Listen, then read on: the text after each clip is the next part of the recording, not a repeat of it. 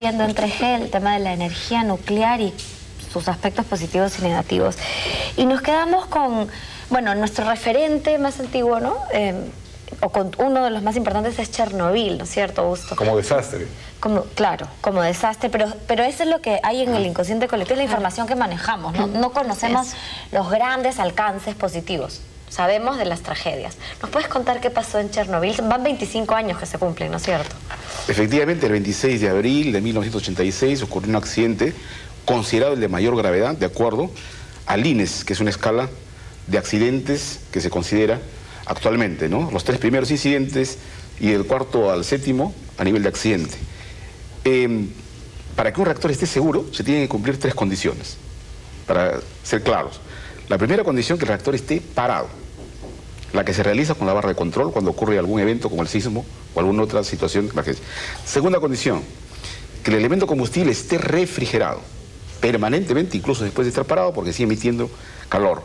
Y la tercera condición, que es fundamental, es que la radiación siempre esté contenida. Esa radiación, que es la que sale conjuntamente con el calor, que a su vez es la que va a ser la generadora de energía eléctrica. Entonces, en Chernobyl, con esas 3 condiciones, comparamos ahora Chernobyl con el Japón. Chernobyl no estuvo en la condición de parada, primera, porque ellos impidieron que el sistema reaccione de manera autónoma para que pare. La de Japón pararon todos los reactores cuando el sismo cayeron las barras. Primera condición, en Japón todas pararon. La de Chernobyl, no, porque adrede evitaron que eso ocurra. Segunda condición, estuvo refrigerado. El de Chernobyl no estuvo refrigerado porque hubo una explosión. Una explosión de carácter químico, que después lo podemos explicar. Con esa explosión voló el techo, que no era una contención que se debería tener, y entonces con eso expuso todo el material radioactivo al ambiente. Lo lanzó al ambiente. Segunda condición. En el caso de Japón, hubo una inicial o precaria mantenimiento del enfriamiento de los sistemas de combustible, que es la razón justamente de la crisis, que no ha podido refrigerarse adecuadamente. Y la tercera, rompió el generador de frío. Claro, y la tercera es que la radiación no estuvo detenida o contenida en Chernobyl, por justamente lo que vamos a decir. Y mientras que en Japón siempre se ha mantenido contenida, de manera controlada, en todo caso ha sido emitida cierto nivel de radiación. Agustín, vamos a ver unas fotos de esa catástrofe. Y voy a ir soltando un dato. Según el Ministerio de Sanidad de Ucrania, cerca de 5 millones de personas se vieron afectadas en mayor o menor medida por la radiación que liberó Chernobyl. Eso es Chernobyl. Es Chernobyl. Ahí está, 5 millones de personas. Dios. Eso que vemos ahí. ¿Qué significa que 5 millones de personas fueron afectadas, ¿no? Hay que tener en cuenta que el efecto de la radiación es inmediata y posterior. A largo plazo. Correcto. Las dos. Claro. Porque tengas en cuenta que al emitirse los productos radiactivos que están generándose en la reacción de fisión, que es la que genera la energía que luego se convierte en electricidad, estas han sido puestas al medio ambiente. Y las condiciones meteorológicas o la llevan lejísima o puede también caer inmediatamente, depende entonces de las condiciones. Eso se llama la pluma radiactiva, la que se levanta por encima y luego se viaja. Ahora, la pregunta es, con esta cuestión del viaje, y aquí creo, Modesto, que hay un problema serio, es ¿hasta dónde podría viajar y cuánto podría llegar? Depende, como dice Agustín, de las condiciones meteorológicas. Si hay un viento veloz, pues lo lleva lejos, pero si de repente hay una lluvia así torrencial y se queda ahí, pues... Se queda ahí. Hay que comprender que las sustancias radioactivas tienen el mismo comportamiento que cualquier otra sustancia en lo que respecta al movimiento. Si sale polvo de un edificio por una explosión, es polvo normal, cae una lluvia, pues todo baja. Y si hay viento se lo lleva. Si hay un viento se lo lleva. Pero por ejemplo, supón que hay una explosión y sale los polvos, ¿qué probabilidad para que uno de estos granitos de polvo lleven a Barranca? Depende del aire, depende cómo esté la... Pero llegará de esta manera muy poquito, Muy poquitito. Decían que había llegado esta energía, esta radioactividad hasta Los Ángeles, si no me equivoco. Claro, puede llegar unos cuantos átomos, ¿no? Pero también ahí lo han señalado de que no tiene ningún significado para No tiene ningún significado. O sea, todo depende de la cantidad, la radiación hay que comprender, creo que es lo más importante. Nosotros estamos llenos de radioactividad. ¿Cómo así? Bueno, mire, ya dije que en el núcleo de los átomos hay energía que se libera espontáneamente. Por ejemplo, nosotros tenemos átomos radioactivos. Uno de ellos es el carbono 14. Eso que sirven para... detectar la antigüedad. Exactamente, justamente por eso, porque en el aire hay una cantidad de carbono 14 que nosotros al respirar, al comer, etcétera, lo ingresamos al cuerpo. Cuando morimos, pues ya no ingresa ese carbono 14, va muriendo porque poco a poco desaparece. Va degradándose, digamos, de alguna manera, y es en la degradación con lo cual se puede medir la antigüedad. Exactamente. ¿Cuán degradada está? Calcula la edad. Pero de todas maneras nosotros tenemos... ¿Con qué más nos irradiamos? El potasio, uno come un pescadito, o un platanito nomás, ¿sí? Ingresamos nosotros sustancias radioactivas en cantidades increíbles. No me digas. Comparado con... Además, para que no se asuste la gente, incluso cuando uno se acuesta con alguien, se irradia. Porque la persona pero es de radioactiva. Amor. En este caso son dos cosas, porque la persona es radioactiva porque está lleno de sustancias radioactivas e irradia a su pareja.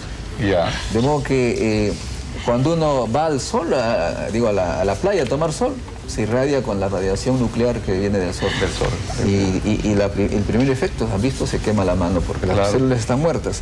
Una que otra, ojo, se convierte en cancerígena. Por eso es que pueden salir los lunares famosos porque se mutan cuando no hay suficiente protección. Puede causar muerte, ¿no?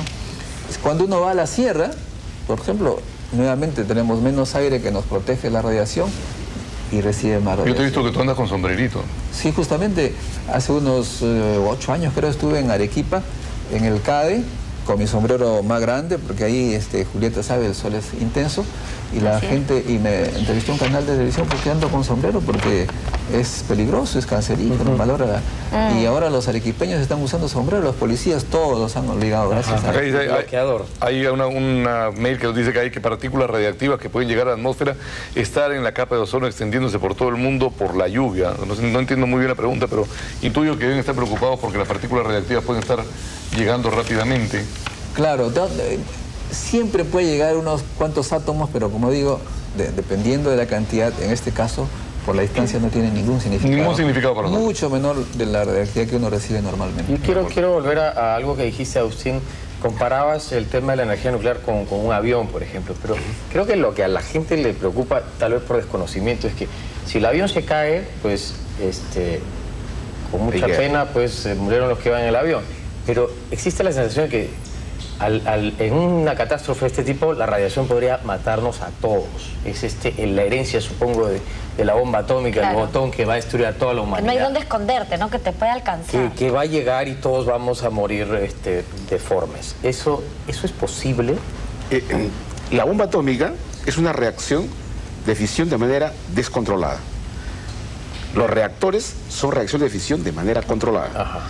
En una bomba, la cantidad de fisiones que se van a producir se termina con la consumación de la masa de uranio que hay ahí. En un reactor, el número de fisiones tú los controlas de acuerdo a lo que tú desees. Una potencia de 10 megavatios en el caso de Perú, o de 1300 megavatios térmicos en el caso de Fukushima, la tienes que mantener constante con el movimiento de barra de control, que son absorbentes de neutrones, que son los que generan el asunto, digamos. A ver, espera, que ya estamos entrando. Hay una cosa, digamos, para producir la fisión, a ver si lo entiendo. Para producir la fisión necesitamos que un neutroncito golpee el núcleo del átomo, ¿verdad? Claro. Al liberarse, se divide en dos elementos diferentes del original. Radioactivos. Que son radiactivos, ¿no es cierto? Y además esto puede producir, por estos golpes, una continua fisión, o sea, dividir otros átomos. Cuando tú estás diciendo que se controla con la barra de control... Los neutrones, que son los que van a iniciar el proceso de partir, estos son absorbidos por otro elemento que no es el uranio. Entonces, cuanto más neutrones los absorbas, menos van a golpear. Pero así en cristiano hay riesgo, ¿no? Claro. Ahora, la diferencia era esta, mira. La diferencia era que la bomba se va a consumir en un ambiente descontrolado. En el caso de los reactores, se supone, eso se llama falla del máximo diseño posible. O sea, tú construyes un reactor asumiendo que puede ocurrir lo peor. En este caso, por ejemplo, en Fukushima, lo peor que sería el derretimiento de los elementos combustibles que están dentro y luego esa se libera hacia afuera, la radiación. Al decirles que está sometido a eso, es que tiene esa posibilidad, una contención. Esa contención, en el supuesto que se derrita todo, esa contención lo va a tener cerrado. Así. Claro. O sea, no se construye una instalación de esta para jugarse el acertijo y no pasar un terremotito. No, hay que dejarlo. En energía nuclear se dice, la primera falla puede ser la última. Ya. Entonces, eso se evita. Lo que va a ocurrir en Fukushima puede dejarse cerrado esa central, y se acabó. Pero no va a salir. Pero, por ejemplo, en Chernobyl ya no hay nadie, ya no vive nadie en Chernobyl. No, pero justamente, mira, lo que quería decir es que Chernobyl no tenía nada de lo que nos estamos hablando aquí. No tenía contención. Claro, pero a pesar de ello, respondiendo a la pregunta, parte política. Esta sustancia reactiva que sale, incluso en la bomba atómica, la cantidad de radiación que cae, pues cae normalmente cerca. Para llegar aquí al Perú, por ejemplo, las de Mururoa, llegaban unas cuantas partículas que hasta ahora las tenemos, dicho sea de paso, pero que no tienen, por la dosis, no mueren nunca las partículas. Van muriendo poco a poco, unas más rápido que otras, dependiendo del elemento, pero nosotros todavía tenemos algunas partículas, estos átomos radioactivos, que además nos sirven muy bien para ciertos casos. Se puede estudiar cómo se erosiona el suelo del Perú para ver dónde proteger más, o sea que incluso esta radiación está sirviendo para algo positivo. Pero todo el mundo pues le tiene miedo a la radiación, pero creo que no hemos precisado qué significa recibir una lluvia radioactiva. Vamos a ir a una pausa y volvemos para que nos cuenten un poco cuáles serían los efectos de la radiación en el ser humano. Volvemos.